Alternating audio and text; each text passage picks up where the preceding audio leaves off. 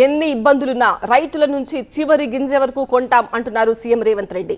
ఇప్పటి వరకు పంట కొనుగోళ్లపై రైతులకు 82,000 కోట్లు చెల్లించామంటున్నారు ఆయన.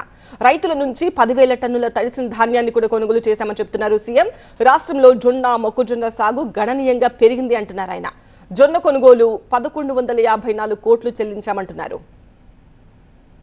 ఈ యాసంగి సీజన్లో రాష్ట్రమంతటా 8,575 కొనుగోలు కేంద్రాల ద్వారా చురుగ్గా ధాన్య సేకరణ జరుగుతుంది. ఇప్పటి వరకు 63,65,000 మెట్రిక్ టన్నుల ధాన్యాన్ని కొనుగోలు చేయడం జరిగింది. సుమారుగా 11,903 కోట్ల రూపాయలను రైతుల ఖాతాలో జమ చేశాం. అకాల వర్షాల వల్ల ధాన్యం తడిసిపోయినా ప్రతి రైతుకు నష్టం జరగకుండా దాదాపు 10,000 మెట్రిక్ టన్నుల తడిసిన ధాన్యాన్ని ప్రభుత్వం కొనుగోలు చేసింది.